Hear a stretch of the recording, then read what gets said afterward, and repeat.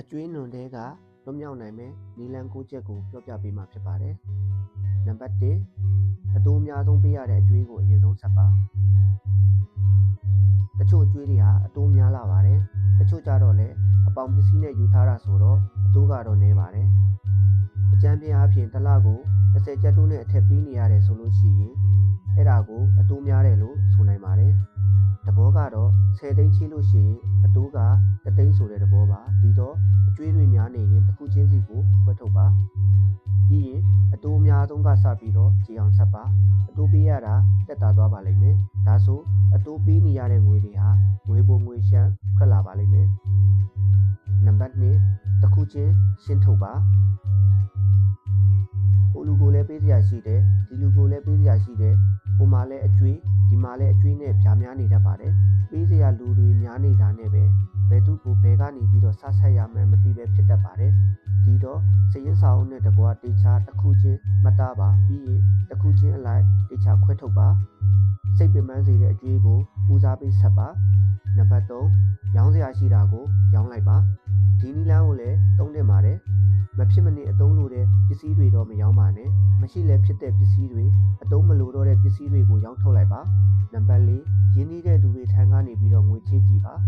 ကိုယ့်ရဲ့အတိမိတ်ဆွေမိဘဆွေမျိုးတွေကနေပြီးတော့ရနိုင်ရင်လည်းချေးကြည့်ပါအကျွေးဆက်ဖို့အကျွေးထက်ချေးတယ်ဆိုတာတော့မကောင်းလာပါဘူးသို့ပေမဲ့ရင်းနှီးသူတွေစီကနေပြီးတော့ငွေချေးတဲ့အခါမှာအတိုးပေးရရင်တောင်မှတ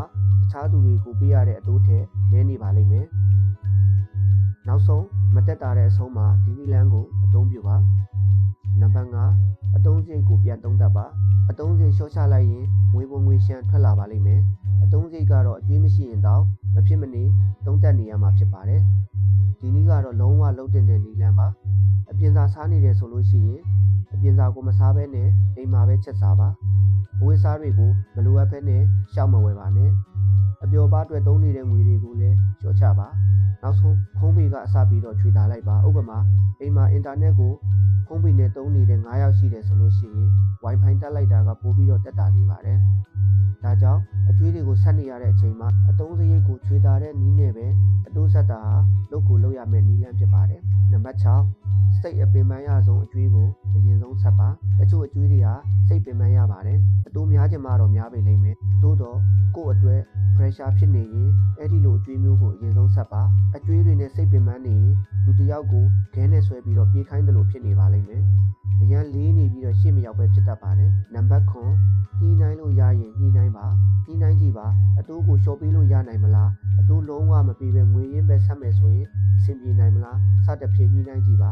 အတိုးရော့သွားရင်လည်းကောင်းတာပဲမဟုတ်ဘူးလားနံပါတ်10မိသားစုနဲ့အတူဆက်တင်ရင်ဆက်ပါကိုကအကျွေးအရန်ပြီးနေတဲ့အခါမိသားစုကိုရုပ်ဖွင့်ကြည့်ပါလူတိုင်းအတွက်တော့ဒီနည်းကအဆင်ပြေချင်မှပြေလိမ့်မယ်တချို့မိသားစုတွေကအခက်မတင်ရင်ပြန်ဆဲခံရနိုင်ပါတယ်ကိုကိုနားလည်ပြီးကူညီတဲ့လူရှိရင်တော့အကောင်းဆုံးပါကိုချစ်တဲ့သူတွေဟာကိုဒုက္ခရောက်နေရင်မကူညီပဲမနေနိုင်ပါဘူးဒီနည်းကတော့ချင်းချင်းပြီးမှသာသုံးသင့်ပါတယ်နံပါတ်9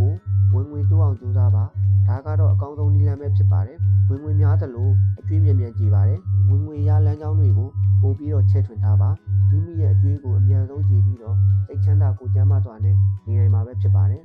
အားလုံးကိုကျေးဇူးအထူးပဲတင်ရှိပါတယ်